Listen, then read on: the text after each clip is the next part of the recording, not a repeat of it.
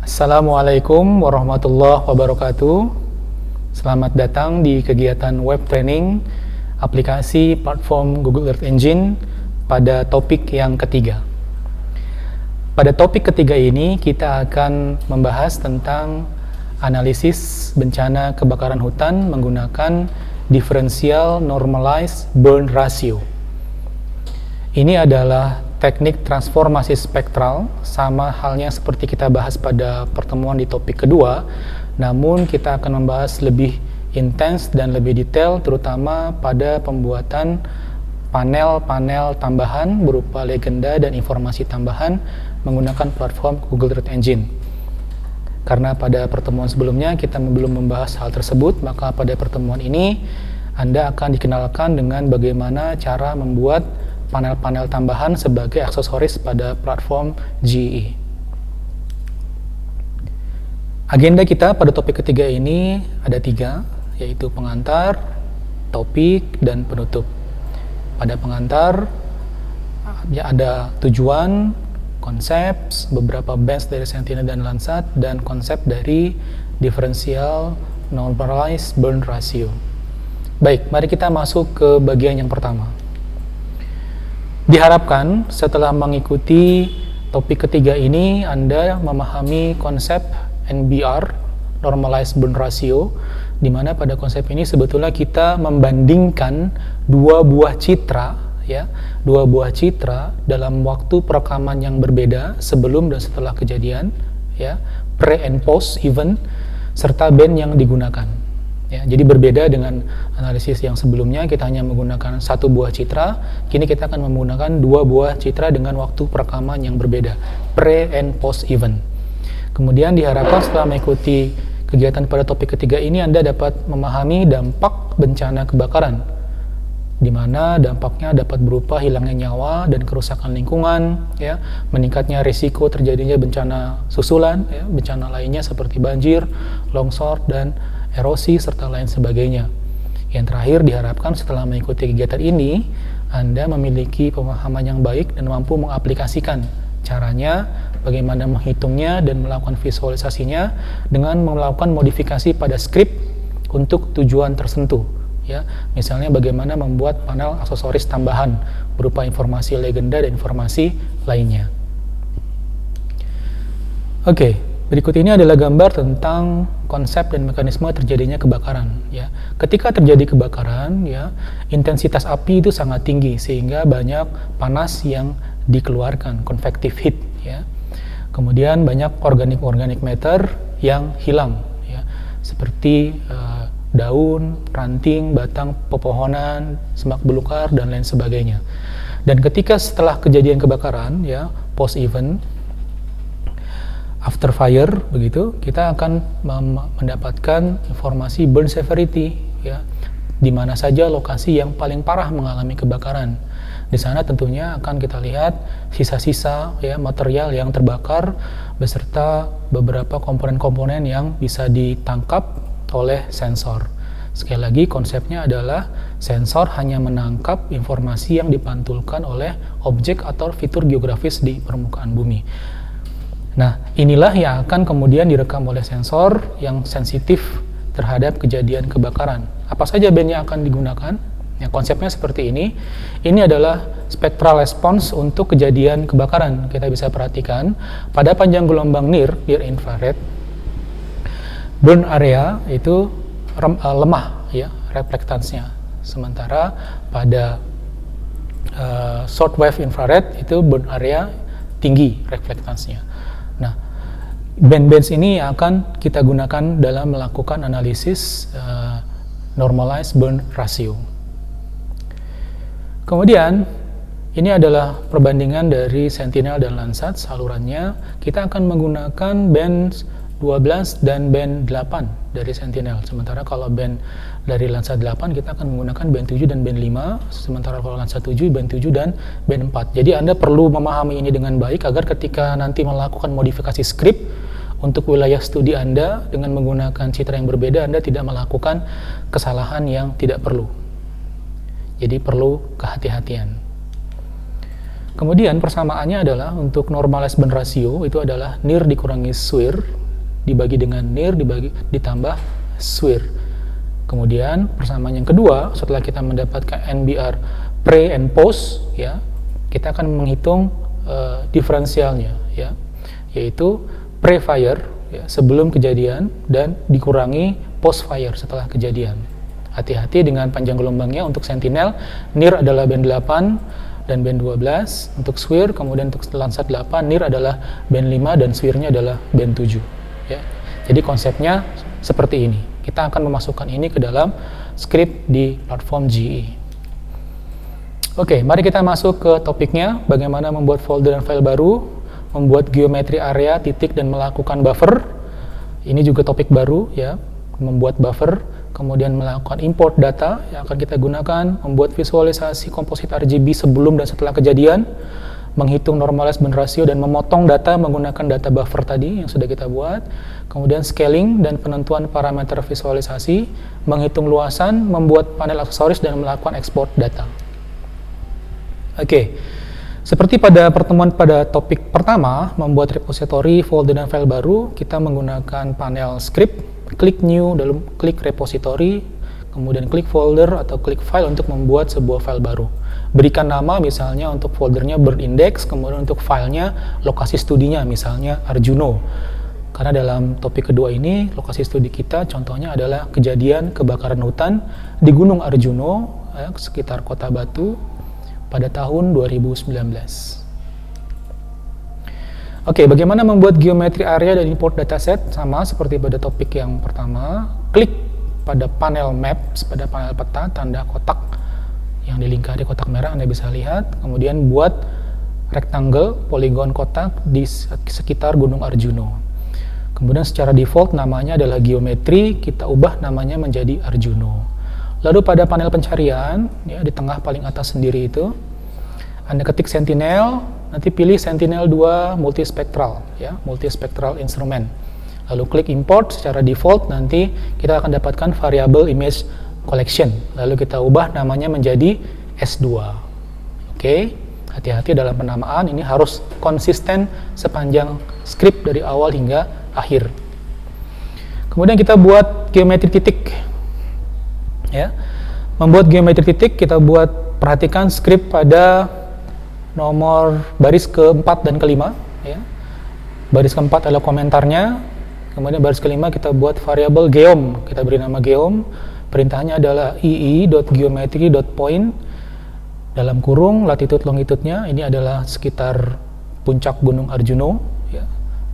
Kemudian kita berikan perintah buffer 10.000, artinya apa? Kita berikan buffer dalam diameter 10 km. Kemudian pada baris pertama kedua itu adalah titik pusat visualisasi, perintahnya adalah map.centerObject, dan kita berikan titik pusatnya adalah sekitar Arjuno tadi, di sekitar poligon yang sudah kita buat. Lalu kita tentukan citra yang akan kita gunakan sebagai input. Ingat, kita akan menggunakan 2 buah citra sebelum dan setelah kejadian kebakaran. Variabel inputnya kita beri nama input dan input 2. Input adalah sebelum kebakaran, input 2 adalah setelah kebakaran.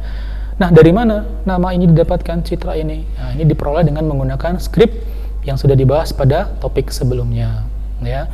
Ingat, pada analisis kebakaran menggunakan DNBR, peneliti harus mengetahui dengan pasti tanggal kejadian kapan kebakaran terjadi. Karena itu akan mempermudah kita dalam memilih data sebelum dan setelah kejadian kebakaran. Kemudian kita akan membuat visualisasi komposit RGB-nya. Ya, kita tentukan parameter visualisasinya, kita berikan nama misalnya true color 1 untuk sebelum kejadian, true color 2 untuk setelah kejadian. Parameternya kita gunakan band 12, band 11, dan band 4 untuk komposit RGB-nya dengan nilai minimum maksimum konsisten sama 0 dan 3000.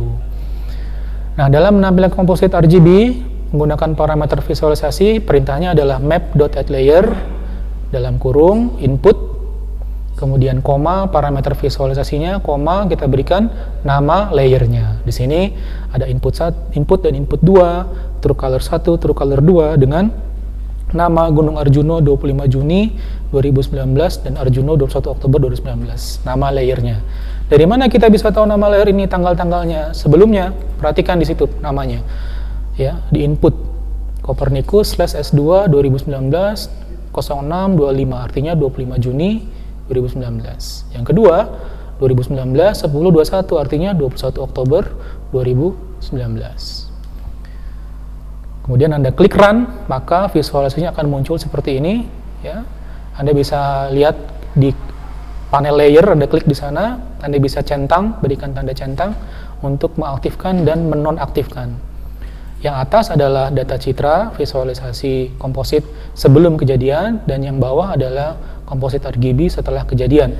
Anda perhatikan di gambar yang bawah ada warna orange cerah, ada warna hitam, itu adalah area-area yang terbakar di sekitar Gunung Arjuno.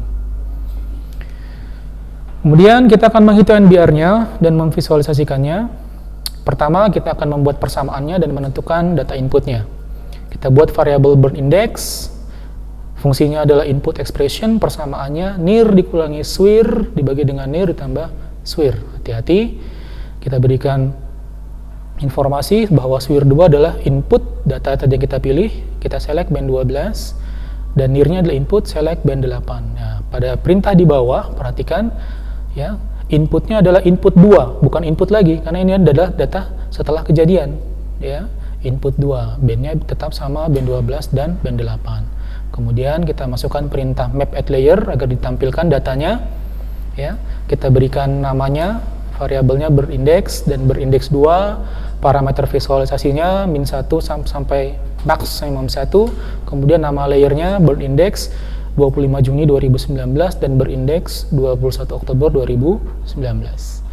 Setelah Anda klik enter, maka akan muncul visualisasi near-nya, ya. Ini adalah visualisasinya sebelum kejadian kebakaran dan setelah kejadian kebakaran. Visualisasi ini masih sulit dipahami oleh mata manusia, ya, sehingga kita perlu memberikan warnanya. Nah, sebelumnya kita potong dulu, ya, datanya. Bagaimana cara memotong data menggunakan platform GE? Ya, kita gunakan perintah clip namanya, ya. Kita buat variabelnya dulu, variabel outputnya apa, sama dengan input, ya, diberikan perintahnya clip, potong, kemudian dalam kurung pemotongnya. Kemudian kita tampilkan hasilnya, perintahnya sama, map.addLayer, apa yang mau ditampilkan? Yaitu before burn clip dan after burn clip dengan parameter visualisasi dan penamaan layernya. Kemudian kita hitung, ya, diferensialnya, perbedaannya, ya. Perbedaannya bagaimana? Menggunakan fungsi aritmatik sederhana, yaitu kita berikan nama variabel outputnya sama dengan variabel inputnya, dot, perintahnya apa? Subtract. Kenapa subtract? Yaitu dikurangi, yaitu sebelum dikurangi setelah kejadian kebakaran. Klik enter lalu muncul hasil data yang sudah dipotong. Nah, ini lebih cantik secara kartografis, secara estetika juga lebih indah begitu, ya. Yang atas adalah NBR sebelum kejadian kebakaran, yang bawah adalah setelah kejadian. Kita bisa lihat warna yang semakin gelap itu adalah warna-warna area yang terdampak, ya, yang terbakar begitu. Oke. Kemudian kita lakukan scaling dulu. Ya, di sini kita menggunakan standar USGS. Kita scaling ke standar USGS, kemudian kita tentukan parameter visualisasinya dan kita tampilkan hasilnya. Untuk scaling sama, kita kali, ya, fungsi aritmatiknya sekarang adalah multiply dikalikan 1000, ya, supaya nanti nilai minimumnya menjadi minimum 1000 dan maksimum 1000. Kemudian kita tampilkan hasilnya dengan perintah map.addLayer. Kemudian kita buat parameter warna untuk visualisasi. Kita buat dulu nama parameternya SLD intervals, kemudian beberapa intervalnya dari -500 sampai 2000, ya. Yang paling rendah itu artinya yang tidak terbakar, yang paling tinggi artinya terbakar parah begitu, ya. Kemudian kita tampilkan petanya. Apa yang mau kita tampilkan? Tentunya DNBR-nya, ya, hasil pengurangannya tadi. Sama perintahnya input, ya, parameter visualisasi dan nama layer yang kita hendaki. Hasilnya lebih baik, ya. Yang atas adalah data DNBR setelah disesuaikan dengan standar nilai USGS. Yang bawah adalah hasil akhir DNBR setelah kita masukkan parameter visualisasi dengan warna interval tertentu. Sekarang mata manusia sudah memahami dengan baik di mana area yang terbakar, di mana area yang terdampak, dan area yang tidak terdampak. Ya, perhatikan warna merah itu, kemudian warna magenta itu adalah area yang terbakar. Selebihnya adalah warna yang tidak terbakar, tidak terdampak. Lalu kalau hanya visualisasi saja tanpa mengetahui statistik tentang luasannya setiap kelasnya, tentunya informasi ini tidak begitu berharga. Ya. Ini informasi masih kualitatif. Sekarang kita akan mendapatkan informasi yang lebih kuantitatif. Ya. Kita akan bagi dulu menjadi 8 kelas sesuai standar USGS. Kita akan membuat ambang batas untuk kelasnya dari -1000 hingga 2000. Kemudian kita akan melakukan perhitungan, menghitung jumlah pikselnya, seluruh data dan jumlah piksel dalam setiap kelasnya. Ya. Ingat, di sini ada variabel geometrinya, kita hanya akan menghitung dalam area buffer saja. Ya. Kemudian selanjutnya kita akan melakukan perhitungan luasan. Anda tinggal salin dan tempel, kemudian Anda print hasilnya. Ini adalah hasil perhitungannya, akan muncul di panel konsol. Kemudian kita akan membuat panel aksesoris berupa legenda dan informasi tambahan. Pada kotak-kotak berwarna merah adalah parameter-parameter yang bisa Anda ubah. Anda cukup salin dan tempel saja. Nanti Anda bisa coba-coba. Ini juga sama, ya, berupa informasi panel tambahan, berupa parameter-parameter yang bisa disesuaikan dengan kebutuhan. Kemudian ini adalah hasilnya. Ingat, pada geometri input Anda bisa uncheck agar tidak menutupi hasil visualisasi. Hasilnya nanti bisa kita ekspor ke dalam Google Drive kita. Di dalam panel konsol task kita akan muncul tombol run, klik run, lalu akan muncul window baru, ya, berupa initiate image export dan klik run. Nanti datanya akan tersimpan di Google Drive. Quiz pada topik ini, lakukan hal yang sama namun menggunakan data citra satelit Landsat 8. Submit hasil perhitungannya saja untuk setiap kelas melalui Google Classroom dan submit script yang Anda gunakan dalam format .csv. Baik, kita masuk ke agenda kita yang terakhir, yaitu penutup, di mana akan kita bahas tentang aplikasi, kemudian spectral index lainnya dan kesimpulannya. Aplikasinya untuk DNBR ini adalah kerusakan lingkungan alam dan manusia bisa kita deteksi karena kebakaran itu menyebabkan kerusakan parah tidak hanya pada lingkungan alam tapi juga lingkungan manusia, ya. Kemudian dampak sekunderinya adalah polusi udara, kemudian kerusakan habitat, meningkatnya risiko kejadian longsor karena berubahnya tutupan lahan, meningkatnya emisi karbon dan meningkatnya dampak perubahan iklim. Nah, dampak-dampak ini semua adalah dampak sekunderi yang terjadi karena primary disaster berupa kebakaran hutan, ya. Kemudian aplikasi ini juga sudah saya lakukan dalam menghitung emisi karbon yang dilepaskan oleh kejadian kebakaran hutan di Gunung Arjuna. Kesimpulannya, ya, kelebihan dari teknik ini adalah dapat membantu dalam proses manajemen bencana pada fase awal, yaitu relief dan respons, pemberian bantuan, respons awal, ya. Kemudian juga pada fase recovery dan rekonstruksi, di mana lahan terbakar berapa luas, apa yang harus dilakukan, kita bisa memanfaatkan data dari data-data yang terbakar ini. Kemudian juga membantu pada proses rehabilitasi dan konservasi lingkungan, ya. Namun kekurangannya, karena sensornya berbasis optik, tentunya tutupan awan adalah kendala yang paling utama di daerah tropis.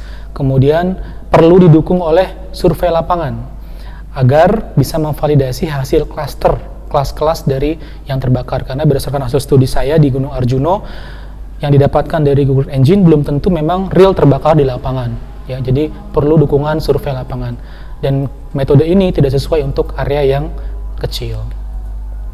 Nah, ini adalah jurnal, ya. Saya submit penelitian saya ke dalam jurnal ini dan kemudian saat ini sudah dalam fase awal, masih dalam fase-fase awal dan masih dicek oleh editor. Demikian topik ketiga kita. Terima kasih. Jika ada pertanyaan silakan Anda kirim ke email saya fatwaramdhani@ub.ac.id. Kita akan masuk ke sesi diskusi. Terima kasih. Assalamualaikum warahmatullahi wabarakatuh.